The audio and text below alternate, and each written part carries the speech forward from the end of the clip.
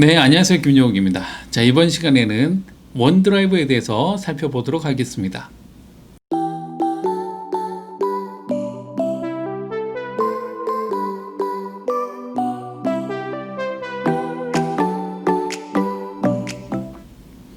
자, 원드라이브라고 여러분들은 많이 보셨을 겁니다. 뭐 윈도우즈 10을 사용하거나 아니면 클라우드상에서 뭔가 저장을 할 수 있는 저장 공간이 필요할 때 찾다 보면 원드라이브를 쉽게 발견할 수도 있습니다.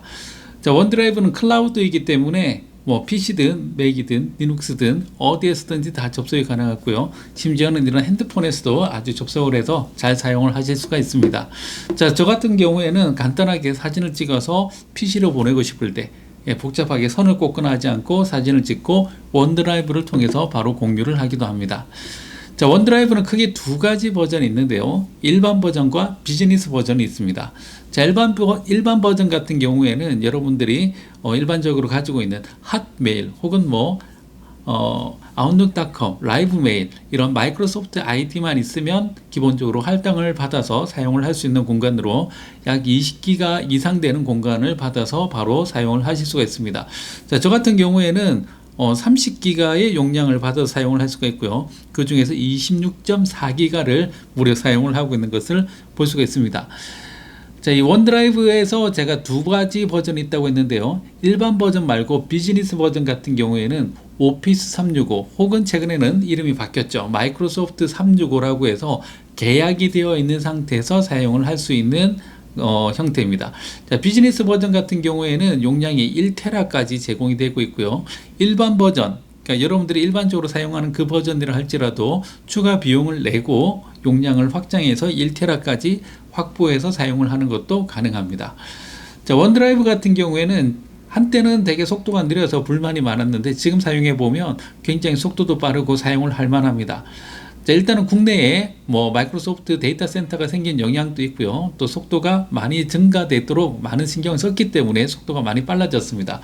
저 같은 경우에는 보통 60기가, 70기가의 파일들을 한꺼번에 원드라이브에 올려놓고 사용을 할 때도 있는데요. 그럴 때도 생각보다 느리지 않게 빠르게 사용을 할 수가 있습니다. 자, 원드라이브는 그 자체가 하나의 오피스입니다. 자, 지금 화면에 보이는 게 바로 제가 사용하고 있는 원드라이브 폴더의 내용인데요. 제 발표 자료들, 그리고 개인 중요 자료, 그리고 제 경제 자료, 그리고 몇 가지 정보들이 나와 있습니다.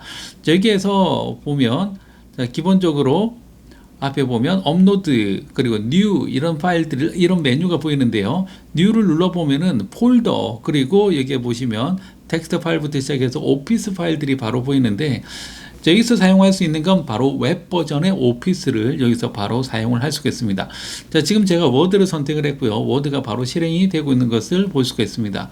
자, 여기 보시면 도큐멘트의 이름을 제가 일단은 방송용이라고 이름을 지어봤고요. 자, 방송용이라는 파일을 만드는데 오늘의 콘텐츠는 원드라이브. 자, 여기에 보시면은 필요한 기능들이 정말로 워드하고 똑같은데 딱 하나 안 보이는 게 있는 게 그게 뭐냐 하면 바로 여기에서 저장 버튼이 안 보여요. 이게 웹 버전이기 때문에 타이핑 하는 대로 그대로 세이브가 됩니다. 그래서 별도의 저장 버튼이 없다는 거죠.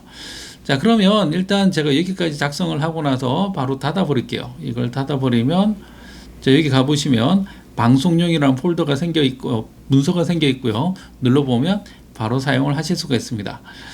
자, 이렇게 해서 바로 이렇게 작업을 하다 보면 사실 웹 브라우저만 있으면 워드, 엑셀, 파워포인트 이런 것들을 그대로 사용을 하실 수가 있고, 그 외에도 여기 보면 원노트라든지 마이크로소프트 폼 서베이 기능들도 함께 사용을 할 수 있는 것을 보실 수가 있습니다.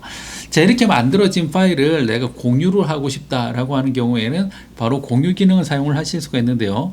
여기에서 자, 쉐어라고 하는 이 공유 기능을 이용하게 되면 바로 공유를 할 수가 있습니다. 자, 다른 사람들한테 이것을 편집할 수 있는 공동 작업을 할 수 있는 권한을 주고 싶다라고 하면 여기 보면 anyone with the link can edit라고 되어 있는데요. 자, 여기에서 내가 지정한 사람들만, 아마 여러분들이 접속하면 한글로 나올 수도 있을 거예요. 지정한 사람들만 편집을 하게끔 하면 아이디를 준다든지 하는 것들도 가능할 거고요.